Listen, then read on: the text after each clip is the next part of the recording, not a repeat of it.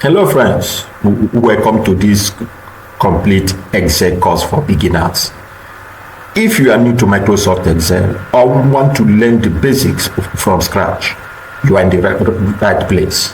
In this video, I will guide you step by step through everything you need to know. How to work with data, use formulas, create charts, and even more. By the end of this video, you will have the skills to start creating professional spreadsheets so confidently. Don't forget to like this video, share, and subscribe so that you don't miss out our new uploads. Now let's dive into the video. All right, in this section we are going to walk us through the basics, Excel basics. Here we are in Microsoft Excel, and for Excel, if you log into Excel, you are going to get to see this back office, and where you will have some templates to work with. If you click on more templates, you have all these aspects of template, which on your own you can do well to just go through them. However, you will have to click on the blank workbook in order to get access to this interface. And here is the interface as regards to Microsoft Excel, and this is called Excel workbook. This is called Excel workbook, and over here we have the tabs that have different functionalities of Microsoft Excel. And here is the home tab, we have the insert tab, and the likes. Then here we call it the name box. This is what displays the name of the active cell. And what is an active cell? An active cell, as you can see here, is the cell that allows you to enter data into Microsoft Excel. And in Excel you have one active cell per time. These are cells, but we have one active cell per time. All right, and the next here is the formula bar, where what here displays where we can enter formulas, and at the same time it displays the value of the active cell. It displays the data that is imputed in the active cell. For example, if I type in here Excel, you can see it right here in this place. So that is an aspect of the formula bar. Here is columns. The ABC down to the last is referred to as columns, while 1, 2, 3, 4, 5, 6 is referred to as rows. And down here is what we refer to as sheets. We have as many sheets as possible. Like you can see, I already have a sheet that has a dashboard, the sales sheet, the customer sheet, the product sheet, and right here the sheet we are in. And the sheet, you can rename your sheet by, when you double click on it, we can call it Excel basics. We can call it Excel basics. So that way is the name of the sheet. So in this plus sign here is used to add new sheets. You can add as many sheets as possible in Microsoft Excel. And to talk about this, the columns like we have here, the rows like we have in Excel, there are over 1 million rows, and in the columns there are over 200,000 columns. Now, before we proceed, I'm going to give you the tip number 1 for this complete course of Microsoft Excel for beginners. I'm going to give you tip number 1. The number 1 tip is how to get your last column and your last row. In fact, to even get to the last cell. And to do that, you are going to press a shortcut, a keyboard shortcut, Control down arrow. When I press Control down arrow, it takes me down to the last row in Microsoft Excel. That is 1,048,576. That is the last row. If I press Control forward arrow, that takes me to the last column in Excel, which is SFT, and at the same time it takes me to the last cell in Microsoft Excel. As it is here, this is the last cell in Excel, which here shows XFT 1,048,576, which is in our name box, like I said earlier. Now, tip number 2 in this complete course Excel for beginners is when you want to get to cell number 1 or the A1 or the 4th cell in Excel, you press Control Home key. You press Control Home, it will automatically take you back to A1 where we started from.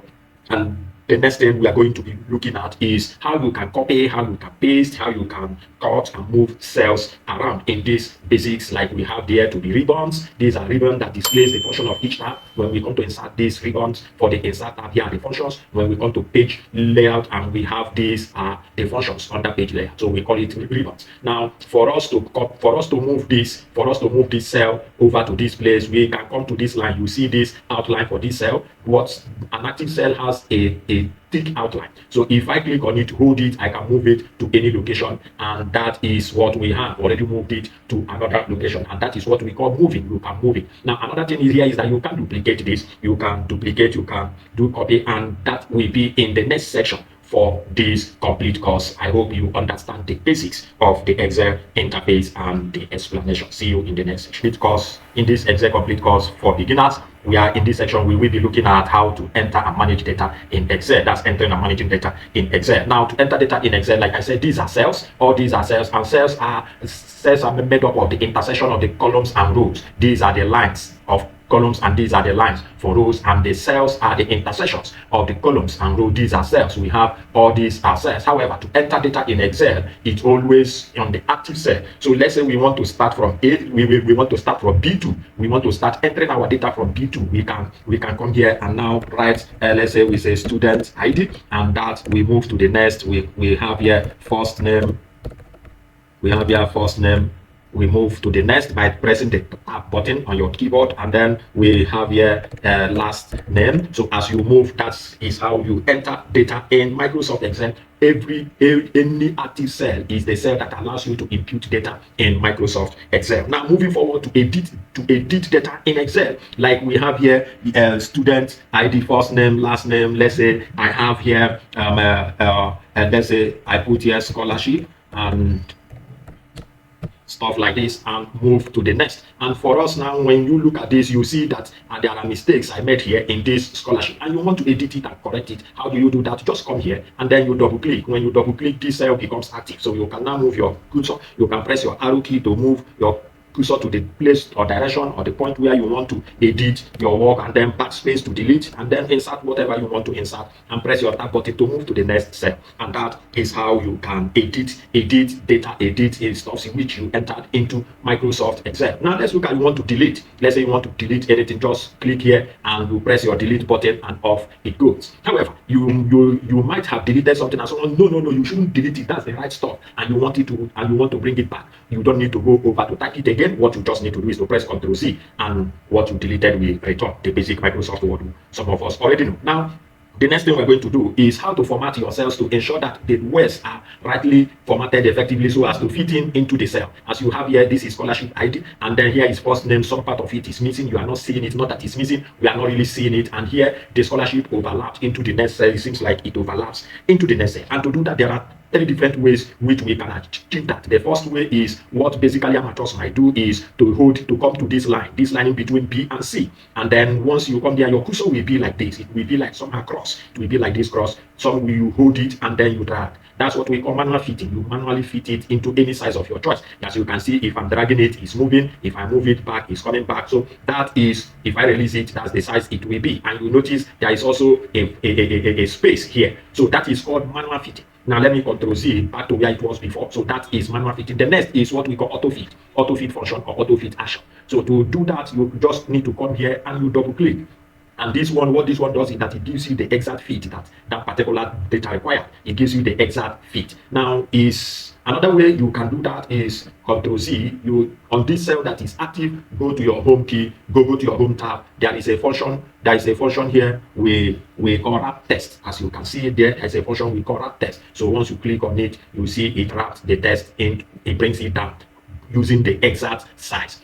These are 3 ways in which you can ensure that the data is in one cell and they are all visible. All right, let's Ctrl Z. Now, the next thing I'm going to do is to give you my tip. This is tip number 3. In every session, I'm going to give us a tips, and if you appreciate this video, we will love that you like it and share the video. At the end, I'm going to share with us diverse tips and tricks that will enhance your efficiency in Excel like never before. All right, let's head into what we have now. To do this, some you might want to do this one by one, and you come here and you do this, you come here and you do that. That is wasting of time. That will waste our time. Now let me Ctrl Z to come back to where we are. Instead of doing that, you can come to B and then highlight up to E, and you come here and double click. You see immediately it gives all of them the exact fit that is required. All right, the next we are going to be looking into is to copying how you copy stuff. Let's say we need this data elsewhere. So you just come to the first one, click and drag across the other ones to highlight them or to select. Once that is done, press Ctrl C.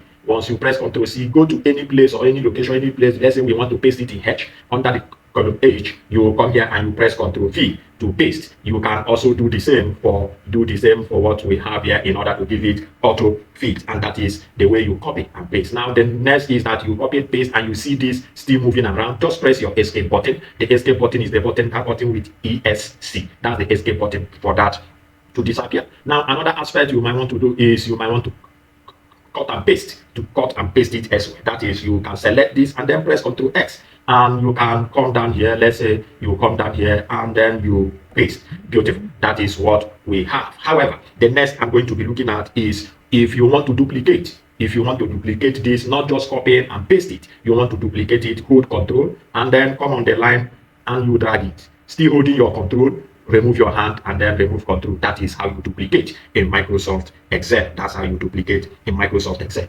And next we are going to do is we are going to be looking at the autofill function. The autofill function in Microsoft Excel. Now let's say, for example, we have this units sold. We have units sold, and we now have cost per unit. We have cost per unit, and where we now want to know what our revenue is using Microsoft Excel. And here, let's say we have 4, we sold 4, here we sold 1, 2, here we sold 8, let's say here we sold 5, and here we have 3, for example. And cost per unit, this one is 1,005, this one is 3,200, and this one is 4,200, this is 1,020, and this is 2,001. Now we want to know their revenue, and of course, to calculate revenue in Excel, any function, any calculation, any formula you want to put into Excel must begin with a quality sign. Whatsoever calculations, whatsoever function you have to do in Excel starts in a quality sign. So we say equals to, we are going to click on this. When we click and then Shift 8 is your multiplication. Hold Shift and press 8, that asterisk will come, that's multiplication in Excel. And then you click on 4. Once that is done, you hit enter. Now you notice that in this formula here, Excel is making use of the cell name. It's making use of the cell name, not the data in the cell. This is C4. That's why you see C4 here, and this is B4, and that's why you see B4 there. That's what Excel is making use of. So it's highly recommended that you use the name of the cell, not the value of the data in the cell. So having understood that, we hit enter. We have this to be 6,000. Now the autofill function is this little dark block here, or this little square here or block. You can see when my cursor comes there, it becomes a dark cross. If I come here, it becomes something like star. If it's here, it becomes stuff like this. So this place is what is called the autofill function. Now in the autofill function, you can hold it and drag down. Once that you drag down, it will replicate the other functions. So this will fill the remaining function. You can see what we have here. If you double click here, it shows you that it is this times this. So that is what autofill functions helps us to do. Now let me Control Z. Now the next tip in this section is, instead of you dragging this down, imagine you are working with a large data set, up to 10,000 data sets, 20,000, 100,000 as the case may be. You will not want to be dragging it down till the last 10,000, the last 20,000. What you just need to do is, once your cursor is here, you double click in quick succession. You double click and it will fill the rest. That's the autofill feature in Excel for repetitive tasks. Now let's go over to sorting, and to sort, let me look at this. Let me make use of this customer table. Now in this customer table, like you can see, this is a large data set of 18,000, over 18,000. Now to sort or filter is, sort and filter is where we want to, let's say we want to organize this name in alphabetical order, starting from A, if there is in alphabetical order. So we can click anywhere here and go to this function here called sort and filter. At the same time, you can also right click. When you right click, you can also see your sort and filter the same way you have it there. It's also here. So we can come here and say sort A to Z, and we have it in that. You see the name is sorted A. First name first is the customer with A, this, and then you see that, then B, then if there is C, you see that D, and as the case may be. And that is how you can sort your data set, arrange it in an organized setting. Having talked about sorting, the next we will be looking at is filter options, so as to use it to have insight in your data and to get certain feedback you need in your data set. Now let's say, for example, we want to look at, in this customer table, we want to look at only the females. We want to look at the data for the female customers we have in our stores that patronizes us, and we have both male and female in this data set. What you will do is you filter. So to filter, you come to this table, Excel table, and come to this button, this filter button here. Once you click on it, this drop down menu appears. You deselect this, and then we need only female, and then we select the F, which represents female, and then we say okay. Now that is what we have. The data before us is that has only female in it. That doesn't mean that the male has disappeared. No, we just say let's sideline the male and see that of the female. So that is your filter. And another aspect in filter that we are going to be looking at is, let's say in numbers, you can also filter by number. And in the filter here, let's head over to this place to use this one, and then here also you can have it. Now, but to do that, we are filtering based on number for females. So we need to understand that is not good for males. So we come to filter here, that we remove, and then we need to get back our filter again, and we select that filter button comes up. So hence we come to this geographical key and then this number filter. This is where I want to go to. If you need certain number, you select. It does not equal, you select greater than, you select. One of the ones I use often is the top 10. If I need to know the top 10 in this based on geographical key, I can come here and say top 10 and click OK. It will give me the top 10 numbers based on the geographical key.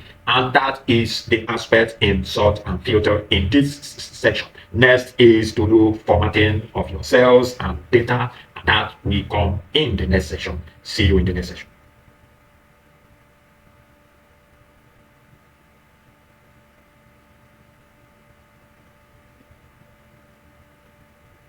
All right, welcome to this section. In this section, we will be looking at formatting cells and data, how you can format your cells, how you can format data and adjust columns, adjust rows, text, font style, and the likes. So let's head over to the Excel basics table or sheet. Now here we have this data set, and we need to format it to make it look nice, maybe to change the font style. This font is not what we want, so we can highlight it and head over to this place, and we can say okay, we need the errors, which I like using. Let's say we need errors. Then you have this, you can say you want it bold, and then we can also ensure that is well formatted, and that is the font. You have changed the font style, you have bold it, you can increase it from this A, and at the same time you can also increase it here for font increase. And then for your font style, you want to put this, let's say this is black, you don't want it to be black, you want it to have this color, let's say you want it white, you can select white, and then you come to this one that looks like cup, that is to format the background of the cell. And let's say for example that we want it to be blue, and that is what we have, and that we have it to be blue. And in that case, you have formatted your font, you have done the size, and let's say for example you want to apply borders to this work. You can select all your data set, and you head over to this is border. If it has bottom border, when you click here, you will have all this says all borders. Once you click on it, and you see your data being in a more profound border. Let's say for example you said you want to add color to the borders. We head down to this and we move to more border. Inside this, a dialog box will appear. You come here. If you need your border to be more of a thick line, you select, and then the color you want it to be. Let's say we want to maintain the same blue, we maintain the same blue, and then we apply to this, and then if we want the outline and to be thick, we also apply to this. And here is showing us the preview of how this will be. So we click OK. Now you see what we have. That is a kind of stuff we have in borders and shading and stuff like that. Now the next we'll be looking at is how you can make use of conditional formatting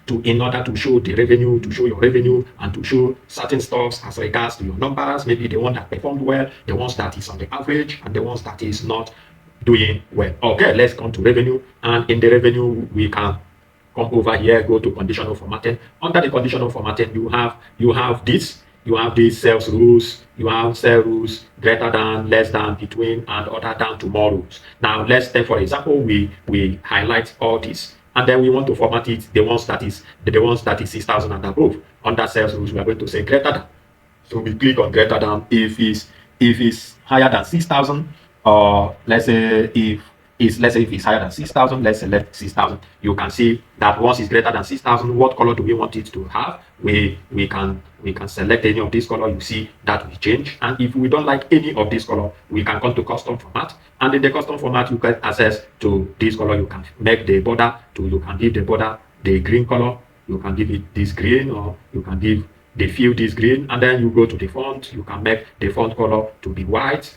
You can make the font color to be white. You can also make it bold, and then you say okay. Now this is how our stuff will look like. So those data that has 6,000, that are 6,000 above is formatted, and the ones that are not 6,000 above, no, is normal. And this you can also come here to conditional formatting, and then you clear your rules. You can say clear rules from selected cell, and off it goes. Also here you can try out all these ones with the same approach. This is bars, top 10%, top 10 item, top 10%, top this. You can try this out. The one that sometimes is this one. You see what it shows you. It shows the bar. Here it gives you the direction. This one is up, this one is down, or stuff like this, depending on the range of your data set. A kind of KPI being inserted in your data set so as to guide us. And that is the basic conditional formatting as regards to the basic Excel in Microsoft Excel. Next, in the next section, so we will be looking at formulas and functions, how you can make use of the basic Excel functions and formulas. See you in the next section.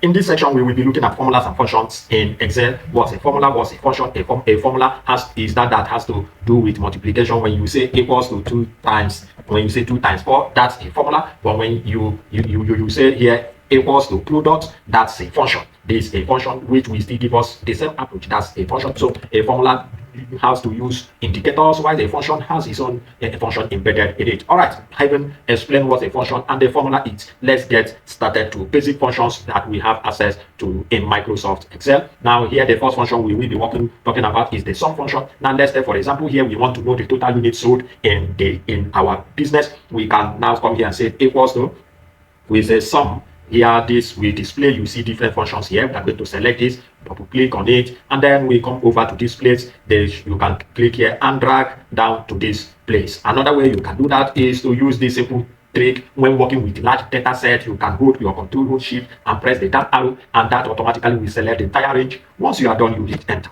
and that will give you the total sum of units sold. Now, the next thing you are going to do is, if you want to calculate also for revenue, if you want to also to calculate that for revenue, you can as well say Control C, and you come here and you say Control V, and that will also calculate for revenue. The same formula, the same function, and that is my tip. The first tips, the first tricks in this particular section. In some cases, some might say you use the autofill function and drag. In this case, let's say the company doesn't want to know the total cost per unit. They want to know the units sold and the total revenue. So you copy your formula here and you paste here. Automatically it will take over in this case, and that is the sum function. The next function we will be looking at is, let's say we want to find out the average unit sold. We want to find out what's our average unit sold. The same, we are going to say equals to, we type AV, and that's formulas we show. Here is our average. I will double click here and then come over to this place, say Control Shift down to select the entire range, and here we click enter. We have that our average unit sold is 4.4. The same way I will copy Control C and come over here to know what's our average revenue, and our average revenue here is 11,480, and that is the average revenue and the average unit. So next is, if we want to count the number of times we made sales, that we want to do the count, we are going to say equals to COU, and the function will come up here, and I will double click here. The same way, go over to this, Control Shift down, and we hit enter. This is not where it's supposed to be. Here I need to put in my count. We need to have this here. All right, now we have it here. We double click here, this, go over to this place, hold your Control, hold Shift, and then you drag down, and that is what we have, and we hit enter. And that is our count. That is to say we make sales 5 times today, or the time we make the sales, that's 5 times. That the same revenue will be. The next is, if we want to know the maximum unit sold. The maximum unit sold, we can also make use of our max. That's the max function used to calculate the highest unit, the highest number, the maximum value. We say equals to MA. This comes out, we double click. The same process, hold Control Shift, press your down arrow, and we hit enter. And that says that the maximum unit sold is 8. We sold 8 of that item. Now that one is for max. What if we want to know what the minimum value or the minimum unit we sold for that day? Because this is a small data, you might ask me, why is it not that you are not seeing it? That is 2. And that, however, what if you are working in a large data set? You are working with Amazon, you are working with Slot, you are working with Jumia. How do you discover that at a glance? That is where this functions comes to play. Then we can say equals to, type MI. This will show. Double click on it. Come over to this. Hold Control, hold your Shift, press down arrow, and hit enter. And that we have our minimum value to be 2. Now the next we are going to be looking at is, in this aspect now, what is the next function is what we call the count A function. What does the count A function do? Count A function counts counts all the cells that are not blanks, So if I come here, I'll say equals to count A, and then double click here and hold Control, hold Shift, press down, hit enter. It gives me the same number. And someone might ask, what's the difference between count and count A, since they are giving the same number? Now let's say, for example, I type max, for example, and you see that in this area now, you see the count has gone down to 4, while the count A remains 5. So provided that these cells are not blank, it will be counted. But count counts only for numerical values. It only counts for numerical values. So let me go to Z, and that is the difference between count and count A. Now, having Having explained that, we will be looking at in the next section. We will be looking at creating and customizing our charts. How you can create charts in Microsoft Excel and customize it, visualize your data, and make it look presentable. In this session, we have been able to cover basic functions and formulas in Microsoft Excel. Going further, we will be considering also intermediate functions like XLOOKUP, VLOOKUP, the test functions in this Excel complete course for beginners. Thank you for watching. See you in the next section. All right, welcome to this section. In this section, we are going to be covering how to create and customize your charts. Now, let's take, for example, we are working with this data set, the unit sold and the revenue. And let's say we want to present a chart of the unit sold against the revenue to our manager. Let's say the manager said, I will need the chart, I will need it in a chart, the unit sold and revenue. How are we going to represent this information in a chart, customize it, and let it look beautiful? Now, to do that, we are going to click on this highlight here, hold Control and come over to this place, and you select this. Now, having done that, let's head over to our insert. Under the insert tab, we have these chart options here. Let's click on the recommended chart. Excel will recommend the best chart for us as regards to this data set.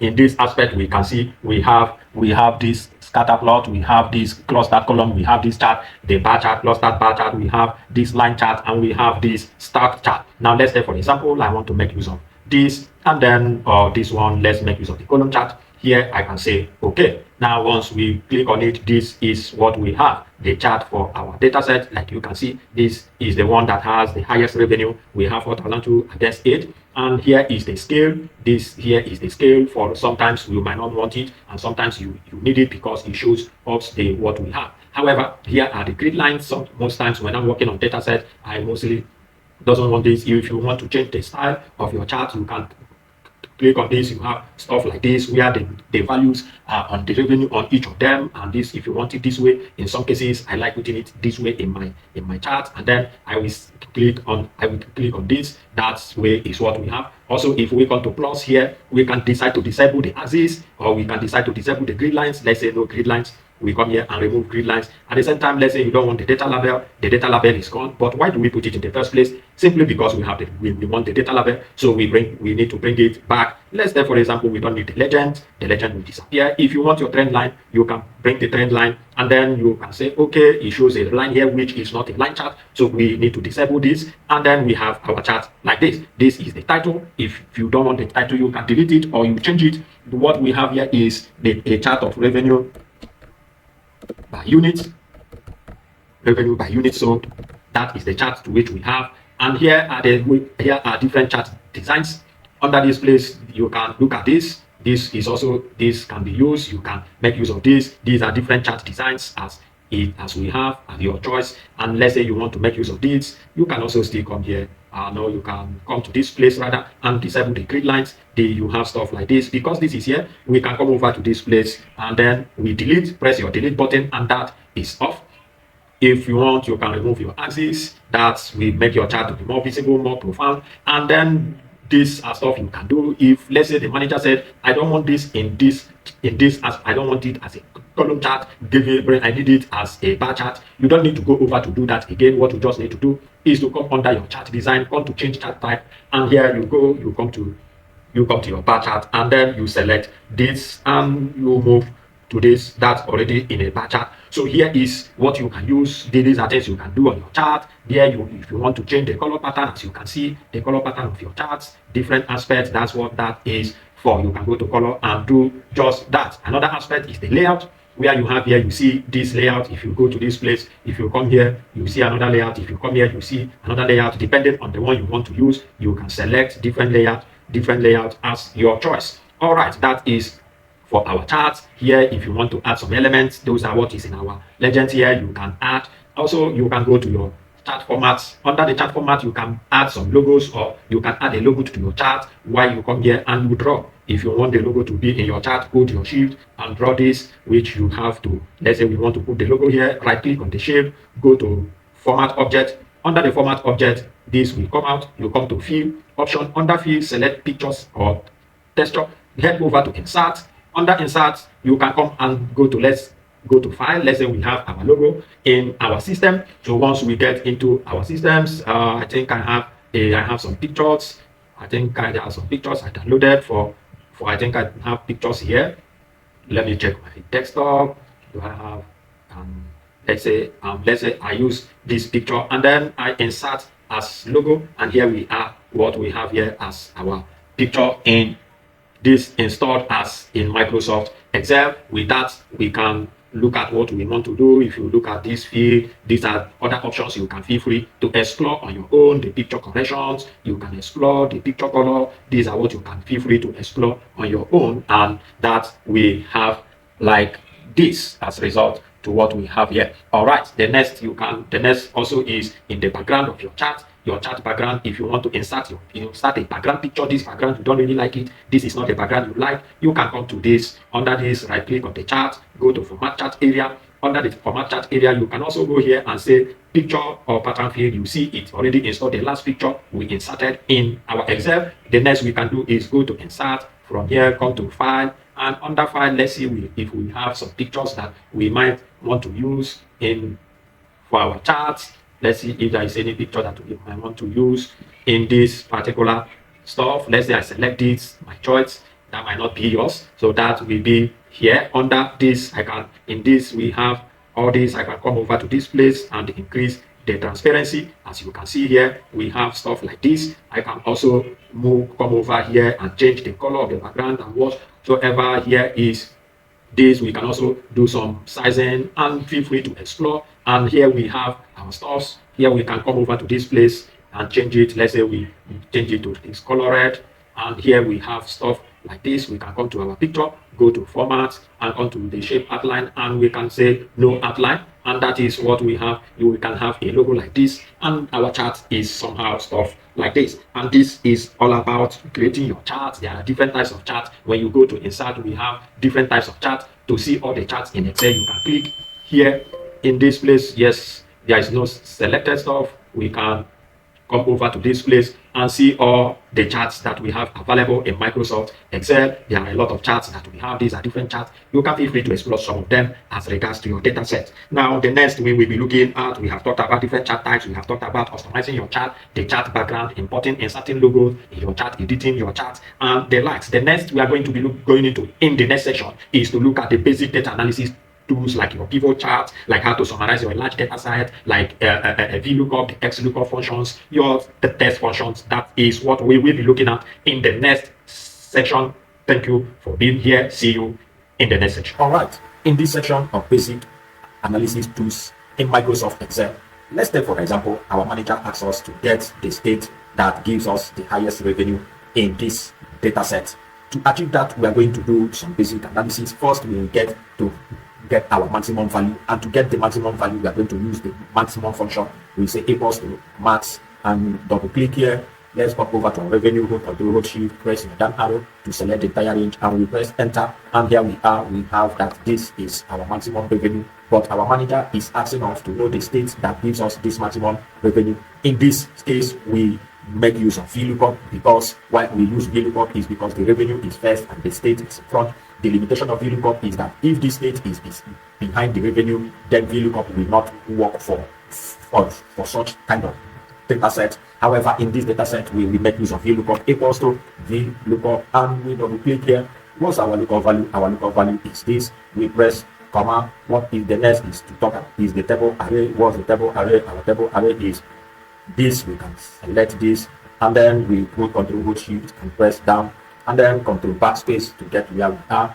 We press comma. What index are we looking for? In this particular table array, we are looking for the state that gives the highest revenue. So we are going to count from here 1 and 2. We press 2, that's the column index number. We press comma, and Excel will ask us, are you looking for an approximate match or an exact match? In this case, we are looking for an exact match. We double click here, and then we hit enter. It shows us that the state that has the highest revenue is Kaduna. And our manager comes up and says, we want to know the date that this revenue was generated. And in that case, if we go over to this place to use VLOOKUP, you will notice, or you will see that it will not work. Let's look at it. We say equals to VLOOKUP, double click. What's our lookup value? Our lookup value is this, comma. What's our table array? The table array, we can say from here to this place, or to include this, hold Control, hold Shift, and press your down arrow. That's, we select the entire range Control backspace to get us up to where we are. We press comma. What's our column index? In this case, we are looking for dates. You can say the column index is 1, which is the place, the range or the column that we are looking for. And we can press 1 and then put comma. In this aspect, we say exact match. And we hit enter. We see that that didn't work out simply because our lookup value is behind our lookup array is behind the lookup value range. In this case, this is where we make use of XLOOKUP. XLOOKUP, we can look forward, we can look back, and that's one way that is why XLOOKUP is more powerful than VLOOKUP. And to solve this problem, we are going to say equals to XLOOKUP, and this function comes up. And if you're an Excel user, if you're using Office 2019, Office 2016, Office 2013, you most likely not to see this function. This function from Office 2021, Office 2024, Office 365, you are going to see XLOOKUP. Now in this case, we are going to look at what's our lookup value. Our lookup value is this. We press comma. Then what is our lookup array? The lookup array is where our lookup value is. We will come over to this place, revenue, hold Ctrl Shift, press down, and Ctrl backspace to bring us up. We press comma. What is our return array? Excel is asking, if I find this value in this range, what do you want me to return? Now in this case, we want it to return the date, so we come to this return array to click, hold Ctrl Shift and press the down arrow, and then Ctrl backspace. That is what we are looking for. In this case, we hit enter. Automatically Excel brings in this number, which is actually the date. And why is that a number format? Simply because in the number format is general. In this case, we will go and format it as short date, and that will show us that this was generated the 15th of April 2015. And that is what XLOOKUP can do for us. We can look for value beside, we can look for value anywhere in this data set, and that is an updated function in the lookup family. Do well to explore and then use that effectively. And that is for this particular section. In the next in this section, we will still be considering the basic data analysis tools. However, in this section, we will be looking at the pivot tables. What is pivot table? How we can use it to summarize large data sets, use the filter functions, and also use some slicers. And that is what we can do in pivot table. Now, when you look at this data set, you see that is a kind of a large data set, over 5,000 data set, and to analyze this data set very fast, very straightforward. That is what pivot table can help us to achieve. It helps us to analyze data, get insights very fast and very, very easy. And to do that, just click anywhere inside the data set and then head over to your insert. Under insert, you come to pivot table and you say from table, you select from table or range if the data set you want to load to your pivot table is within this sheet. If not, you can go to get from external source. In this video, our data set is already in this sheet. We are going to go from table, from range. You will notice that Excel will already automatically dictate the range of the data we are working with, and it will ask us, is it a new sheet or existing worksheet? If you want to add this data set to a data model, which in the videos we have made, you need to also go and learn about data model. That's in advanced Excel. However, this is Excel complete Excel course for beginners. So here, let's say to a new worksheet, and then we click OK. Now here is the pivot fields, and this is our pivot table analyze. This is the pivot design, and here is our field names. And let's say, for example, the manager said we want to know the total revenue generated from each region. We want to know the total revenue generated from each region, and to do that, we are going to bring the region in this particular place. You click, drag it, and drop it in the rows. You click the region, drag it, keep in the rows. The revenue, you click on it, hold it, and drag it to the values.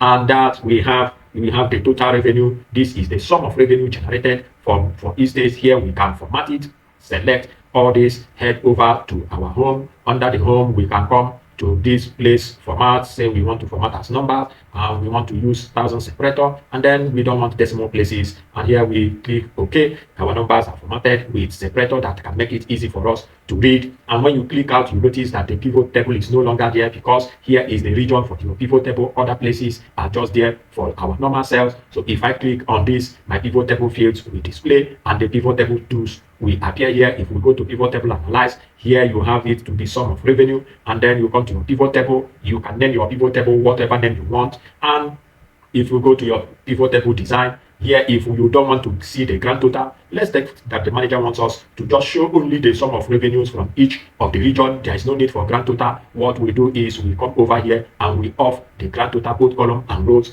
and we have this. Now, in this aspect, let's say, for example, the manager said also we need this to be in a chart to get the visuals. We can come over to pivot table analyze, and then we head over, we come to our pivot chart here. We click on pivot chart, and here is the chart. We can select a line chart, we can select the pie chart, we can select the bar chart, we can even have the area charts. And let's say, for example, our manager said he wants it to be in pie chart. We select this. In the pie chart, we have the simple pie chart, we have the 3D, we have this pie of pie, we have this bar of pie, and we have the donut chart. Let's say we want to make use of the 3D chart, and we say, okay, that is our pivot chart. And when we click on it, we have the chart, pivot chart design, we have the format, and here we have the design. You can select this, you can select this, depending on your choice. You can also come here to change colors like we did in the previous chart. Whatsoever happens in the previous section where we cover the chart, to create chart and customize chart, you can also do that in your pivot chart. Now, let's also take, for example, the management said, okay, we want also to see this in relation with the state, and we come here, we click, and we bring our state to this region. We begin to see all this. You see what we have under the east. We have all these Abia, Anambra, Imo, you see already dictated as we have them in our table. And here we have an overview of what it seems, and you see that our charts already have changed. Now the management or the manager said this chart doesn't look good for us. We need to change it to a line chart or to a bar chart. We can go over to this place and then say column charts, and we have a data set like this, and we say okay. Here we begin to see our charts. We can come here and then select different stuff. We can have different formats. We can have them in these different layouts, and this, let's say we select this, and that is our chart. Here I can decide to delete it, and then we have a chart such as this. It shows this the east. From here to here is east, north. That's where we have much of sales. Also here in the south, we have this where we have list of our sales is in the west. With this, it can give us certain insights as regards to our data set.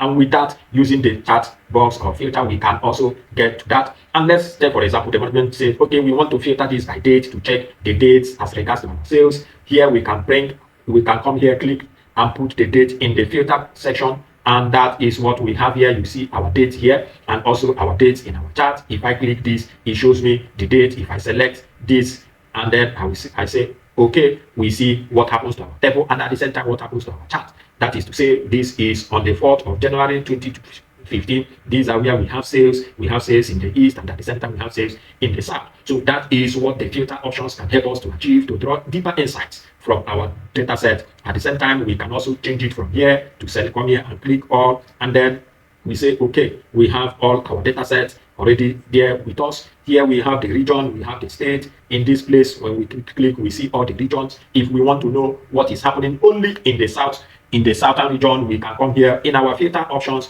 deselect and select only south, and we click okay. Now we have our data set as regards to only south. In the south, we can see that data state is the most performing state as regards to the data set we have. So within this, we can draw certain insights, different insights as regards to the data set we have, and that is one of the things that pivot chart can help us to do. One thing you notice is that whatever I do to the pivot chart automatically affects the pivot table. Whatsoever I do to the pivot table automatically affects the pivot chart. They are in pari passu. So I can come over to this place, and then not to this is the filter date. I can come to this aspect as well and select the entire region, and then I will say okay, and that automatically will update in our data set. If I want, I can come here and say delete. I don't want it, so that our chart can be more profound. Here I can come here and double click. I say hide the value field button, or hide all selected field button, or remove field button. If I remove that, if here is to, what we do here is to hide. If we want to hide all field buttons, we click here. You see all the field buttons is hidden. If we don't want to filter through our charts, we want to give our charts some kind of breathing space so as to get more clarity, I can come here and remove my grid lines, and to make it a bit more, if you come here, you see a trend line is on the decreasing path, and from that you can get certain insight in your data sets. Here you can right click and you can change also your chart type. You can save it as template. You can select a data set. You can format the plot area, and that are the things you can do to this. Also, you can also come here a lot. You can also do. You can format the chart area. You can hide the field list. If you want to hide the field list, you click here. The field list is hidden. If you want to activate it again, you come over to this place and you come here and you click the field list. That automatically will show. And And it's still in our pivot table, and let's say the management wants us to view things as regards to maybe product categories, and that without using filter, we can over here insert slicers. And to do that, we have to come here, click on slicer, and here we look at our fields. These are different fields we have, and let's say we want to check our data, sort our data, look at data using our category. We select category and we click OK. And now here is our slicers. If we look at this, we have that the category is maize, rural, urban, youth. If we position this here, you can format this slicer with different colors. You can select different designs, and that, let's say we select this, that becomes our slicer. Now if I select this, you see the rural aspect changes. We go to urban, we have a change. We go to youth, we have some stuff like this. We have only data from Enugu, north and south. That way, with our slicers, we can look at how we can look at this as regards to the product category. We can check, sort our data, get insight for the product categories that are mixed. This is what we have. Still, we are seeing that north is where we have more sales, but in the mixed, delta is in the delta status. In the south, we are having that much. Then we get to rural, you will see that still here the Imo is more on the rural than the delta, but Kaduna and Kano still tops the chart. When we come to urban, we have this, that in the urban setting, delta is the third following our base centers of Kaduna and Kano. But when you look at this, in this case, Kano is higher on the urban. When we get to rural, we notice that Kaduna is higher. With this, we are getting insight from our data set, and that is what we can do with slicers. Also, another thing we can do is, that's our slicers. Let's get over to our pivots. The next we can do is we can insert a timeline. Instead of putting this in as a filter, we can insert our timeline. In the timeline, that works with date. When we click on it and we click OK, this is our timeline, and we can position it here, and that we can increase it. This our charts, we can bring it down to this place. Can bring it down, and then in our timeline, this is what we have. When we move here, we have stuff like this, so as we can increase it to accommodate what we have from January to December. We can say, if we select February here, you see the data set is changing, that in February we have more sales from Imo State. That's the one that is topping the chart. In February, there is more sales in Imo, and the least in Akwa Ibom and Osun State. Then if we clear our filter, let's look at March. In March, then it's Kaduna that is topping the chart, followed by Osun State and then Imo State. From there, we can draw insight. And what we are looking at here is this as regards to rural. This is the product category for rural. This is Imo State, Kaduna having the chart. If we get to February, and then you see this will change based on rural. Now, if we want to check, okay, in the urban, what's it happening, you see what happens for the product category that refers to as urban settings, and that is what we can do with our pivot tables and with slicers and with timelines to draw some insights and to analyze data sets, large data set, get insight and make our decisions. In this section, we will be looking at data validation, how we can give the cells, our data, put some instructions, insert some restrictions, so as to ensure that the data is entered accurately without making a mistake. What we'll be looking at is how we can create a drop-down list. Let's say, for example, in this data set, we want persons to enter Imo, Abia, Cross River, Delta, Kaduna, Kano, Edo, and we don't want them to make any mistake or to add any other state as the case may be. We can come over to this place. Let's say this is where we want to put our state.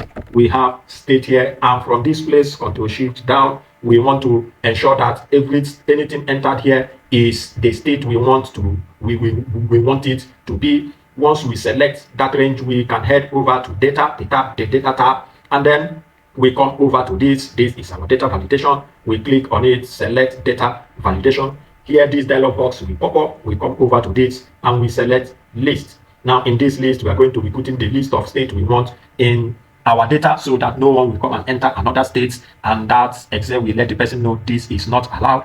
So we can say we want Abia, we want Imo, we want Kano, we want Kaduna, we want Edo, and let's say Cross River. We want Cross River, we want Osun, Lagos, Oyo, let's say Enugu. Let's say these are the states we want to be in our data. Once we have entered them, we say okay. Now what we have is that In this place, we have created a drop-down list. If we click here, you see this. If we click down, you see the names of the state we entered down to Enugu. Anyone you want, you can say you want Imo, that will be there. Now let's say for example here we typed, let's say Ondo. In this place, we type Ondo and we move down. You see Excel, we said this value doesn't match with the data validation restriction defined for this cell. So it's a way of structuring our data entry to ensure that the right data is entered into our Excel, and that is the basic drop-down list. If you want to learn more on data validation, be sure to check out our videos on data validation, where you can learn more of advanced techniques on data validation, in-depth techniques as regards to data validation. And the next section, we will be looking at the test functions, where we will be looking at basic test functions for basic data cleaning and data selection. Then in this section, we will be looking at test functions. And the basic test functions we will be considering this in this video is the trim function, the proper function, upper, lower, and the concat functions. Now, what do we use the trim function to do? We use trim function to remove unwanted spaces. Like when you look at this data set, let's say you have a data set like this, and you see these are unwanted space, this is an unwanted space, United States, this is an unwanted space, and stuff like this. What if your manager said, we want you to clean this data and let these spaces not to be there so as to be properly formatted? What will you do? That is where we make use of the trim function. And to do that, we can head over to our Excel. Here, let's say equals to trim, and you select this function, the trim function, double click. What test do we want to trim? We are going to select this and we hit enter, and in that already seems to be okay. Now when we double click, watch what happens to these ones that have unusual spacing, like these ones, and these ones. Once we drag it down over to this place, you notice that once we do that, the rest of them becomes properly spaced. Like this here is already properly spaced, like this one has properly spaced, and that is what the trim function helps us to achieve. Now let's head over to the upper function, because these are already okay. Let's say for example in the proper function we use to make it, to format it, or to prepare the data set in a way where the first name is capital letter, the other names is lowercase. So to achieve that, let's come over to first name. We say equals to, we type proper, the function shows up here, we double click on it and we select the text that we want to ensure that is in a proper case, and we hit enter. We have John, which is already in proper case. However, when we drag it down to this place, we notice that the other ones, like the Julio, like Rob, like Curtis, like Flo, Wyatt, they are all formatted in a proper case. That is what the proper case function helps us to achieve. And let's say for example the manager comes and said, no, we don't want it in proper case, rather we want it to be in the upper case. What we do is we come over and say equals to, and then when you type you see the uppercase function will pop up, double click on it, and there you go, you select the text and you hit enter. Automatically you see that John turns to be capital, to be in the upper case. When you drag it down, the rest becomes in upper case. We can format, we can auto fit it, and that is what we have. Now let's head over to the lowercase. If peradventure we are asked to make it to be in lowercase, we say equals to, type LO, and you see this function pop up which is lower. Double click on it and then head over to your test, and then you click enter. You have it to be in lowercase. If you drag it down to this point, you will notice that all the data will be in lowercase. Now let's say for example our manager says we want this title, their first name, their last name, all to be in one cell. We want to combine them together. We don't want them to be in separate cells. We want there to be this Dr. Engineer John Yang, all to be in the same cells. What are we going to do? That is where we make use of our concat function, the concatenate, to bring the two or more cells together in one. We say equals to, we type concat. This function will come out. We double click. It will ask us the test. We select this and we say comma. Then we come over to the second one, we select it, we say comma, we come over to the third one, we select it, and then we hit enter. And you notice, if you look at this, you will notice that there is no spacing between John, Yang, Engineer, and that already is not really in a good way of bringing it together. Now, what if the manager says, come on, give it some breathing space, you need to space it rightly so as to be well formatted. How do we get it in that manner? Let's get over to this cell. Let's move forward here and then come to this. We can say equals to concat, and then we double click here. Let's move this front a bit. We select the first cell, and then we we hit comma, and that we need to create a space, and to do that space we put it in double quotation. We open the first quotation, press space, and we close it. That is the first. Then we put comma again, we select the John, and once we do that, we put comma again, then open the double quotation, put space again, and we close and put comma, and then we select the last one. Once that is done, hit enter, and here we are, the names combined and they are properly spaced. And ladies and gentlemen, congratulations, you have just completed the complete Excel course for beginners. I hope you found this video helpful and feel more confident using Excel. Remember, practice is key to mastering these skills, so try applying what you have learned today. If you have any questions, drop them in the comments. I do love to help. Make sure to like this video, share with your friends, and subscribe for more step-by-step tutorials such as this. Thank you for watching, and see you in the next video.